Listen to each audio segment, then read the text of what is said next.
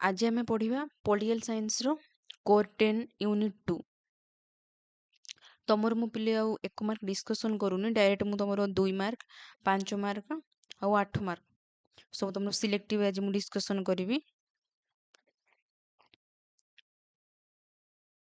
ताहले बेले आम देखा 2 मार्क रे प्रशासन रो अर्थ कौन पिले तुम सब सिलेक्टिव है जहाँ भी आज डिस्कशन करी सब मु सिलेक्टिव गुड़ा सब हाइलाइट कर देछि पिले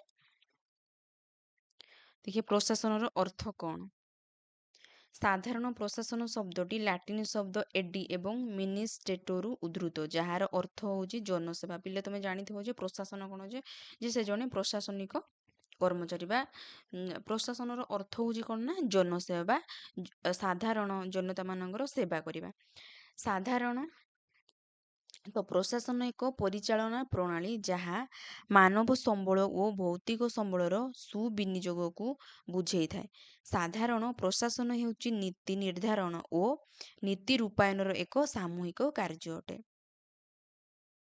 नेक्स्ट देखिए जे संगठन कौन बा ऑर्गेनाइजेशन संगठनर अर्थ कौन तो अनेक गुड़िए अवयव एवं उप अवयव को नहीं गठित संस्था को संगठन कहा जाए ताले संगठन क्या कहा जाए ना केते गुड़िए अवयव अवयव एवं उप अवयव को नहीं गठित संस्था को संगठन कहा जाए संगठनर प्रत्येक विभाग परस्पर मध्य संयोजित होई निजर कार्य संपादन करती जे गोटे संगठन होइछि माने गोटे संगठन जदि निर्माण कराए तार कार्य होछि कोन बिले ना परस्पर मध्य संयोजित होई निजर कार्य संपादन करिबा सरकारଙ୍କର विभिन्न संस्था मानक मध्य समन्वित कार्य को सरकारी संगठन कहा जाए कोन ना सरकारଙ୍କର जो विभिन्न संस्था रहिला संस्था मानक मध्य जो समन्वित कार्य को सरकारी संगठन कहा जाए सरकारी प्रशासन एटा न बोले सोपान पद्धति बा हायरार्की कौन एटा गुरुत्वपूर्ण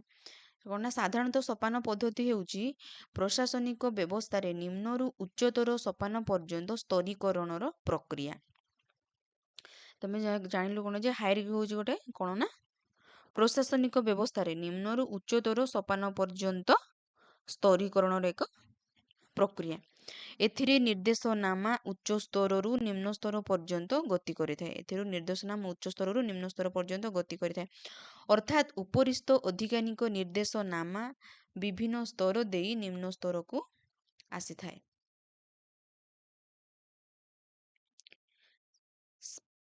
स्पान ऑफ कंट्रोल बा नियंत्रणर परिसीमा कोन जे नियंत्रण परिसीमा कोन ना नियंत्रण परिसीमा प्रत्येक प्रशासनिक संगठनर एक मौलिक नीति जे नियंत्रण परिसीमा कोन ना तुम मन रखिबा पड़ो जे नियंत्रण परिसीमा होची कोन ना प्रशासनिक संगठनर मौलिक नीति एहार अर्थ संगठन मध्य उपरिस्थ पदाधिकारी कार्यरत कर्मचारी मानकर कार्य को नियंत्रण करिबा जे यार कार्य होची कोन ना जो उपरिस्थ पदाधिकारी जो कर्मचारी माने रहिले जो कर्मचारी माने रहिले तांकर कार्य को कोन करिबा ना नियंत्रण करिबा प्रशासनिक कार्य और दक्षता और श्रृंखला दृष्टि नियंत्रणर सीमा निर्धारण हेबा आवश्यक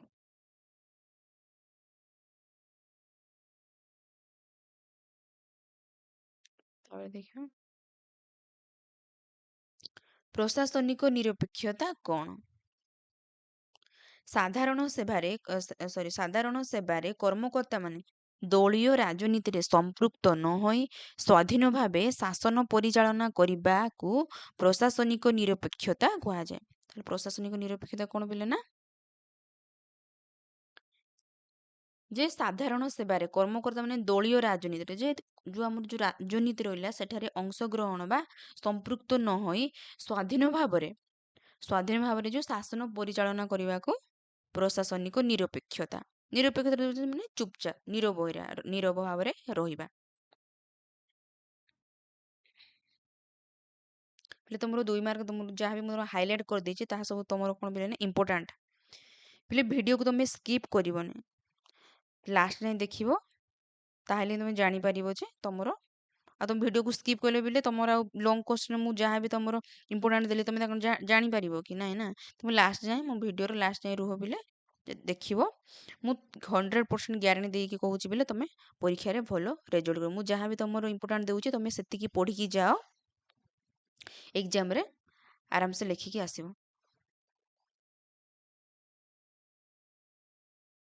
2 ମାର୍କ ସରିଲା ବେଲେ ଏବେ ଦେଖିବା ଆମେ 5 ମାର୍କ। ସୋପାନ ଶ୍ରେଣୀ କ'ଣ? ସୋପାନ ଶ୍ରେଣୀ ହେଉଛି ଉଚ୍ଚପଦସ୍ଥ ଓ ନିମ୍ନ କର୍ମଚାରୀମାନଙ୍କ ସାର୍ବଜନୀନ ନୀତି, ଯାହାକି ବିଭିନ୍ନ ଥାକ ବା ସ୍ତରରେ ବିଭକ୍ତ କରାଯାଇ କ୍ଷମତା ବଣ୍ଟନ ସହିତ ଦାୟିତ୍ୱ ପ୍ରଦାନ କରାଯାଇଥାଏ। ଅନ୍ୟ ଅର୍ଥରେ ଆରୋହ ପ୍ରଣାଳୀରେ ନିମ୍ନ ଏବଂ ଉଚ୍ଚ କ୍ରମରେ ଶୃଙ୍ଖଳିତ ସଂଗଠନକୁ ସୋପାନ ଶ୍ରେଣୀ କୁହାଯାଏ। ସୋପାନ ଶ୍ରେଣୀର ବ୍ୟବସ୍ଥାରେ ପ୍ରଥମେ ଗୋଟିଏ ବ୍ୟକ୍ତିଠାରୁ ବା ଉଚ୍ଚ ପଦାଧିକାରୀଙ୍କ ଠାରୁ ଆରମ୍ଭ ହୋଇ ବିଭିନ୍ନ ବିଭାଗ ଓ ଉପବିଭାଗରେ ବିଭକ୍ତ ହୁଏ ଏବଂ ଶେଷରେ ଶ୍ରମିକମାନଙ୍କ ପାଖକୁ ଅବତରଣ କରେ। ନେକ୍ସଟ ଦେଖିବେ ବୋଲେ ଯେ ହସ୍ତାନ୍ତରୀକରଣର ଅର୍ଥ କ'ଣ? ହସ୍ତାନ୍ତରୀକରଣରୁ ତୁମେ ବୁଝିପାରିଥିବ ଯେ ହସ୍ତାନ୍ତରୀକରଣ ଅର୍ଥ କ'ଣ ନା, ଯେ ଆମେ ଗୋଟିଏ ଜିନିଷକୁ ମାନେ ଆଉ ଜଣଙ୍କୁ ଯେଉଁ ପ୍ରଦାନ କରିବା, ଆମର କାର୍ଯ୍ୟ ହଉ କି କ୍ଷମତା ହଉ କି ଆମେ ଯେତେବେଳେ ଅନ୍ୟ ଜଣ କର୍ମଚାରୀଙ୍କୁ ପ୍ରଦାନ କରୁ ତାହାକୁ ଆମେ କ'ଣ କହିବା ନା ହସ୍ତାନ୍ତରୀକରଣ। ଦେଖିଥିବା ସାଧାରଣ ଅର୍ଥରେ ହସ୍ତାନ୍ତରୀକରଣ ଅର୍ଥ ହେଉଛି କ୍ଷମତା ପ୍ରଦାନ ବା ଉଚ୍ଚପଦସ୍ଥ କର୍ମଚାରୀଙ୍କ ନିମ୍ନ କର୍ମଚାରୀଙ୍କୁ କିଛି କାର୍ଯ୍ୟ ସମ୍ପାଦନ କରିବା ପାଇଁ କ୍ଷମତା ପ୍ରଦାନକୁ ବୁଝାଏ। ନେକ୍ସଟ ଦେଖିବା ହସ୍ତାନ୍ତର କ୍ଷେତ୍ରରେ ପ୍ରତିବନ୍ଧକ ସବୁ କ'ଣ? ଯେ ଆମର ଯେଉଁ ହସ୍ତାନ୍ତରକରଣ ଅଛି ତାର ପ୍ରତିବନ୍ଧକ କ'ଣ? ଦାୟିତ୍ୱ ହସ୍ତାନ୍ତର କରାଯାଉଥିବା କର୍ମଚାରୀଙ୍କ ଦକ୍ଷତା ବା ପରିଚାଳନାଗତ ଜ୍ଞାନ ରହିବା ଆବଶ୍ୟକ। ଯେଉଁ ଦାୟିତ୍ୱ ବି ଆମେ ଯେଉଁ ସିନିୟର ଅଫିସରଙ୍କୁ ବା ଆମର ଜୁନିୟର ଅଫିସରଙ୍କୁ ଦେଲେ ତାଙ୍କର ସେଇ କାର୍ଯ୍ୟ ବିଷୟରେ କ'ଣ ନା ଦକ୍ଷତା ଥିବା ଆବଶ୍ୟକ, ନହେଲେ କାର୍ଯ୍ୟଟି ସଫଳ ହୋଇପାରିବ ନାହିଁ। ତାପରେ କ'ଣ ନା ହସ୍ତାନ୍ତର କରୁଥିବା ଦାୟିତ୍ୱ ଉପଯୁକ୍ତ ଏବଂ ନିର୍ଦ୍ଧାରିତ ହେବା ଆବଶ୍ୟକ। ଦାୟିତ୍ୱ ହସ୍ତାନ୍ତର ପରେ ସମ୍ପୃକ୍ତ ନିମ୍ନ ପଦସ୍ଥ କର୍ମଚାରୀ ଏହାକୁ ସଠିକ ପରିଚାଳନା କରୁଛନ୍ତି କି ନାହିଁ ଦେଖିବା ଆବଶ୍ୟକ। ଏଗୁଡ଼ାକ ତମର ସବୁ କ'ଣ କ'ଣ ରହିଲା ନା ହସ୍ତାନ୍ତର କ୍ଷେତ୍ରରେ ପ୍ରତିବନ୍ଧକ ସବୁ ଗୁଡ଼ାକ ରହିଲା। ନେକ୍ସଟ ଦେଖିବା ଏବେ ତୁମର 5 ମାର୍କ ସବୁ ମୁଁ କହିଦେଲି ଯେଉଁଟା ତୁମର ଗୁରୁତ୍ୱପୂର୍ଣ୍ଣ ଗୁଡ଼ାକ। ଏବେ ଦେଖିବା ସରକାରୀ ପ୍ରଶାସନର ସଂଜ୍ଞା ଓ ପ୍ରକୃତି ବ୍ୟାଖ୍ୟା କର। ଯେ ସରକାରୀ ପ୍ରଶାସନର ସଂଜ୍ଞା କ'ଣ ଏବଂ ତାର ପ୍ରକୃତି।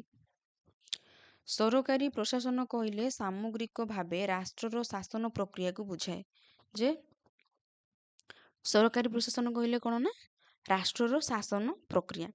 ଏହା ଏକ କଳା କି ବିଜ୍ଞାନ ସେ ବିଷୟରେ ବିଶେଷଜ୍ଞମାନେ ଭିନ୍ନ ଭିନ୍ନ ମତ ପୋଷଣ କରିଥାନ୍ତି।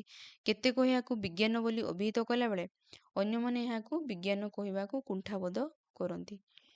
ବିଜ୍ଞାନ କହିଲେ କୌଣସି ବିଷୟରେ ବିଶେଷ ଜ୍ଞାନ ଆହରଣକୁ ବୁଝାଏ। ଯେ ବିଜ୍ଞାନ କହିଲେ କ'ଣ ନା କୌଣସି ବିଷୟରେ ଯେଉଁ ଜ୍ଞାନ ଅର୍ଜନ କରିବାକୁ ବୁଝାଏ। ସରକାରୀ ପ୍ରଶାସନର ନୀତି ଗୁଡ଼ିକ ବିଜ୍ଞାନ ନୀତି ପରି ନିର୍ଦ୍ଧାରିତ ବା ସାର୍ବଜନୀନ ନୁହେଁ, ମାତ୍ର ଏହା ବିଜ୍ଞାନ ସିଦ୍ଧ ପଦ୍ଧତିରେ ଅଧ୍ୟୟନ କରୁଥିବାରୁ ସରକାରୀ ପ୍ରଶାସନକୁ ଏକ ବିଜ୍ଞାନର ମର୍ଯ୍ୟାଦା ପ୍ରଦାନ ଦିଆଯାଇଥାଏ। ସରକାରୀ ପ୍ରଶାସନ ଏକ ବିଜ୍ଞାନ।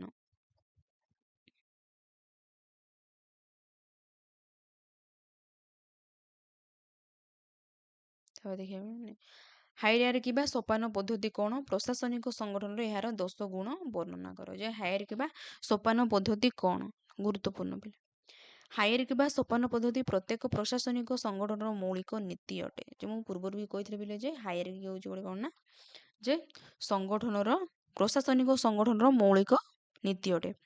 ଏହି ନୀତି ଅନୁସାରେ ପ୍ରତି ସଂଗଠନର କାର୍ଯ୍ୟକୁ ଭିନ୍ନ ଭିନ୍ନ ବ୍ୟକ୍ତି ତଥା ପଦବୀ ବଣ୍ଟନ କରାଯାଇଥାଏ, ଯାହାଦ୍ୱାରା ପ୍ରତି ବ୍ୟକ୍ତି ନିଜ ନିଜ ଦାୟିତ୍ୱ ସମ୍ପାଦନ କରିଥାନ୍ତି। ହାଇରାର୍କି ଶବ୍ଦଟିର ଅର୍ଥ ହେଉଛି ନିମ୍ନ ଉପରିସ୍ଥର ଶାସନ। ଯେ ହାଇରାର୍କି ଶବ୍ଦର ଅର୍ଥ ହେଉଛି କ'ଣ? ନିମ୍ନ ଓ ଉପରିସ୍ଥର ଶାସନ। ଅର୍ଥାତ୍ ଏଠାରେ ନିମ୍ନ ପଦାଧିକାରୀ ଉଚ୍ଚ ପଦସ୍ଥ ନିର୍ଦ୍ଦେଶ ମାନିବାକୁ ବାଧ୍ୟ ହୋଇଥାଏ। ଯେଉଁମାନେ ଜୁନିୟର ଅଫିସର ମାନେ ରହିଲେ ସେମାନେ କ'ଣ ନା ସିନିୟର ମାନଙ୍କର କଥାକୁ ମାନିବାକୁ ବାଧ୍ୟ ହୋଇଥାନ୍ତି। ହେଲା, ଏଠାରେ ପ୍ରତ୍ୟେକ ସଂଗଠନକୁ ସ୍ତର ସ୍ତର କରି ବିଭାଗୀକରଣ କରାଯାଇଥାଏ। ତା ସହିତ କ'ଣ ନା ପ୍ରତ୍ୟେକ ସଂଗଠନ ଯେଉଁ ଅର୍ଗାନାଇଜେସନ ରହିଲା ତାକୁ କ'ଣ ନା ବିଭାଗୀକରଣ କରାଯାଇଥାଏ। ଏଥିରେ କ୍ଷମତା ବା ନିର୍ଦ୍ଦେଶ ଉଚ୍ଚରୁ ଏହି ସ୍ତର ମଧ୍ୟ ଦେଇ ନିମ୍ନ ସ୍ତର ପର୍ଯ୍ୟନ୍ତ ଯାଇଥାଏ, ଅର୍ଥାତ୍ ଉପରିସ୍ଥ ଅଧିକାରୀଙ୍କର ନିର୍ଦ୍ଦେଶ ବିଭିନ୍ନ ସ୍ତର ଦେଇ ଧୀରେ ଧୀରେ ନିମ୍ନ ସ୍ତର ପର୍ଯ୍ୟନ୍ତ ଯାଇଥାଏ।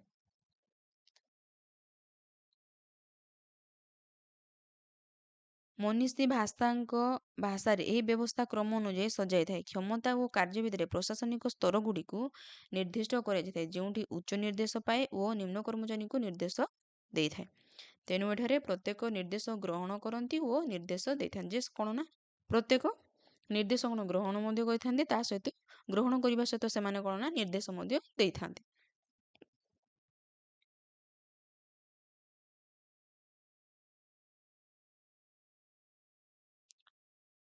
હવે ଦେଖିବା ବେଲେ ୟୁନିଟ୍ ଅଫ୍ କମାଣ୍ଡ ନୀତିର ତାତ୍ପର୍ଯ୍ୟ ଆଲୋଚନା କର। ଯେ ତମର ଯୋଉ ୟୁନିଟ୍ ଅଫ୍ କମାଣ୍ଡ ରହିଲା, ଏଇ ଯୋଉ ୟୁନିଟ୍ ଅଫ୍ କମାଣ୍ଡର ନୀତିର ୟୁନିଟ୍ ଅଫ୍ କମାଣ୍ଡର ନୀତି ଗୁଡାକ କ'ଣ କ'ଣ ରହିଲା ତାକୁ ଆଲୋଚନା, ଏଇଟା ତମର ଇମ୍ପୋର୍ଟାଣ୍ଟ ପିଲା ହେଲା। ଏହି ନୀତିକୁ ସାମରିକ ପ୍ରଶାସନିକ ବ୍ୟବସ୍ଥାରୁ ଅନୁକରଣ କରାଯାଇଛି। ତ ଏହି ନୀତି କ'ଣ ନା ସାମରିକ ପ୍ରଶାସନିକ ବ୍ୟବସ୍ଥାରୁ ଅନୁକରଣ କରାଯାଇଛି। ଏହି ନୀତି ଅନୁସାରେ ଜଣେ କର୍ମଚାରୀ କେବଳ ଜଣେ ମାତ୍ର ଅଧିକାରୀଙ୍କ ଠାରୁ ଏକ ସମୟରେ ନିର୍ଦ୍ଦେଶ ପାଇବା ଉଚିତ। ଯେ ୟୁନିଟ୍ ଅଫ୍ କମାଣ୍ଡ ନୀତିର ବା ୟୁନିଟ୍ ଅଫ୍ କମାଣ୍ଡର ନୀତି କ'ଣ ନା ଜଣେ କର୍ମଚାରୀ କେବଳ ଗୋଟିଏ କର୍ମଚାରୀଙ୍କ ଠାରୁ ହିଁ ସେ ନିର୍ଦ୍ଦେଶ ପାଇପାରିବ। ଏକାଧିକ ବ୍ୟକ୍ତିଙ୍କ ଅଧୀନରେ କାର୍ଯ୍ୟ କରିବା ଯେକୌଣସି ବ୍ୟକ୍ତିଙ୍କ ପକ୍ଷରେ କେବଳ କଷ୍ଟସାଧ୍ୟ ନୁହେଁ, ଅସମ୍ଭବ ମଧ୍ୟ। କୌଣସି ପ୍ରଶାସନରେ ଜଣେ କର୍ମକର୍ତ୍ତା ଦୁଇ ଜଣଙ୍କ ଅଧୀନସ୍ଥ ହୋଇ କାର୍ଯ୍ୟ କରିନପାରେ, କାରଣ ବିଭିନ୍ନ ଲୋକଙ୍କ ଠାରୁ ଭିନ୍ନ ଭିନ୍ନ ନିର୍ଦ୍ଦେଶ ପାଇଲେ କୌଣସି ବ୍ୟକ୍ତି କେଉଁ ନିର୍ଦ୍ଦେଶକୁ କାର୍ଯ୍ୟ କରିବ ସେ କଥା ଜାଣିପାରେ ନାହିଁ। ତମେ ଦେଖିଥିବ ବୋଲେ ଯେ ସମସ୍ତଙ୍କ ଠାରୁ ନିର୍ଦ୍ଦେଶ ପାଇବା ପାଇଁ ଯେ କ'ଣ ୟୁନିଟ୍ ଅଫ୍ କମାଣ୍ଡର ନୀତି କହୁଛି ଯେ ଏକାଧିକଙ୍କ ଠାରୁ ନିର୍ଦ୍ଦେଶ ପାଇବା ଅପେକ୍ଷା କେବଳ ଜଣଙ୍କ ଠାରୁ ନିର୍ଦ୍ଦେଶ ପାଇବା ଉଚିତ ବୋଲି କହୁଛି। କିଏ କହୁଛି ନା ୟୁନିଟ୍ ଅଫ୍ କମାଣ୍ଡର ଯୋଉ ନୀତି ଗୁଡାକ।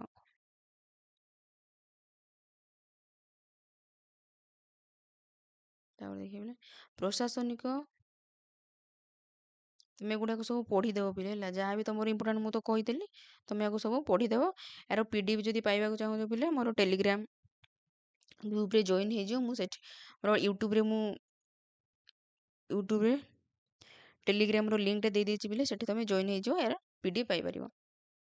ତାପରେ ଦେଖିବା ପ୍ରଶାସନିକ ସଂଗଠନର ଏକ ନୀତି ଭାବରେ ସ୍ପାନ୍ ଅଫ୍ କଣ୍ଟ୍ରୋଲର ଗୁରୁତ୍ୱ ବୁଝାଇ ଦିଅ। ଯେ ସ୍ପାନ୍ ଅଫ୍ କଣ୍ଟ୍ରୋଲର ଗୁରୁତ୍ୱ କ'ଣ, ଯେ ସ୍ପାନ୍ ଅଫ୍ କଣ୍ଟ୍ରୋଲକୁ ଆମେ କାହିଁକି ପଢ଼ିବା, ସ୍ପାନ୍ ଅଫ୍ କଣ୍ଟ୍ରୋଲର ଗୁରୁତ୍ୱ କ'ଣ କ'ଣ।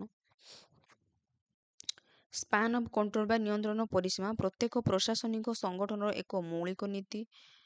ପ୍ରତି ସଂଗଠନରେ କାର୍ଯ୍ୟରତ କର୍ମଚାରୀମାନଙ୍କ ଉପରେ ଉପରିସ୍ଥ ଅଧିକାରୀ ନିୟନ୍ତ୍ରଣ ଜାରି କରିଥାନ୍ତି। କ'ଣ ନା ସଂଗଠନରେ କାର୍ଯ୍ୟରତ କର୍ମଚାରୀମାନଙ୍କର ଉପରେ ଉପରିସ୍ଥ ଅଧିକାରୀ ମାନେ, ତମେ ଦେଖୁଛ ଯେ ଜୁନିୟର ସିନିୟର, ଯେ ସିନିୟର ମାନେ ଯେହେତୁ ତାଙ୍କର କ'ଣ ଏକ୍ସପିରିଏନ୍ସ ହେଇଯାଇଛି ଗୋଟେ କାର୍ଯ୍ୟ ଉପରେ, ସେମାନେ କ'ଣ କରିବେ ନା ଆମର ସିନିୟର ମାନଙ୍କୁ ଯେ କାର୍ଯ୍ୟ ଉପରେ ଯେ କ'ଣ ସୂଚେଇ ଦେବେ।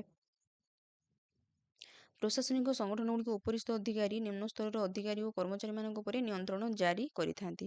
ପ୍ରଶାସନିକ ସୁବିଧା ଓ ସଂଗଠନର ଦକ୍ଷତା ଦୃଷ୍ଟିରୁ ଏହି ନିୟନ୍ତ୍ରଣ ଏକ ସୀମା ରହିବା ବାଞ୍ଛନୀୟ। ଏହି ସୀମାକୁ ସ୍ପାନ୍ ଅଫ୍ କଣ୍ଟ୍ରୋଲ କୁହାଯାଏ। ଯେ ପ୍ରଶାସନିକ ଆମର ଯେଉଁ ସୁବିଧା ଓ ସଂଗଠନ ଦୃଷ୍ଟିରୁ କ'ଣ ହେଇଛି ନା ଯେଉଁ ସୀମା ରହିବା ଆବଶ୍ୟକ, ଏହି ସୀମାକୁ ଆମର କ'ଣ କୁହାଯାଏ ସ୍ପାନ୍ ଅଫ୍ କଣ୍ଟ୍ରୋଲ। ଏଗୁଡ଼ାକ ତମେ ସବୁ ପଢ଼ିଦେବ ପିଲା। ଯେହେତୁ ତୁମର ପରୀକ୍ଷା ପାଖେଇ ଆସିଲାଣି ବୋଲେ ସେଇଥିପାଇଁ ମୁଁ ତୁମର ଏତେ ଡିଟେଲ୍ସରେ ପଢ଼ଉନି। ଯଦି ତୁମେ ବୁଝିପାରିନ ତାହେଲେ ମୋତେ କମେଣ୍ଟ ସେକ୍ସନରେ ଜଣେଇବ। ଯାହା ବି ତୁମର ଅସୁବିଧା ହେଉଛି ବୋଲି ମୋତେ କମେଣ୍ଟରେ ଜଣେଇବ। ମୁଁ ସେ ଅନୁସାରେ ତୁମ ପାଇଁ ଭିଡ଼ିଓ ଆଣିବି। ଯଦି ବି ଭିଡ଼ିଓଟି ଭଲ ଲାଗୁଛି ତାହେଲେ ଲାଇକ୍, ସେୟାର ଆଉ ସବସ୍କ୍ରାଇବ୍ କରିବ।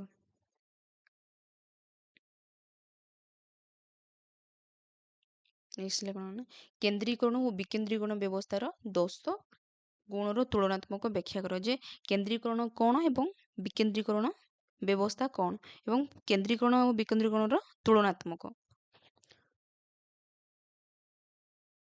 ଏଠି ତମର ଗୁରୁତ୍ୱପୂର୍ଣ୍ଣ ରହିବ ବୋଲେ ଦେଖିଦିଅ।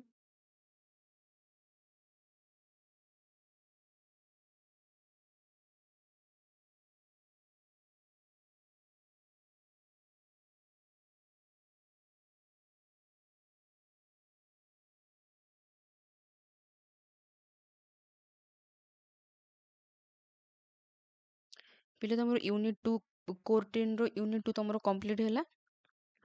ନେକ୍ସଟ ଭିଡ଼ିଓରେ ତମର ମୁଁ ୟୁନିଟ୍ 3 ଆଣିବି। ଯେହେତୁ ତମର ପରୀକ୍ଷା ପାଖେଇ ଆସିଲାଣି ସେଇ ଦୃଷ୍ଟିରୁ ତମର ଯାହା ବି ତମର ଇମ୍ପୋର୍ଟାଣ୍ଟ କ୍ୱେଶ୍ଚିନ୍ ବା ପରୀକ୍ଷାରେ ଆସିବା ଭଳି ପ୍ରଶ୍ନ ମୁଁ ତମର ଡିସ୍କସନ୍ କରୁଛି ପିଲେ। ଆଜି ମୁଁ ଏତିକି ଥାଉ, ରହିଲି। Thank you.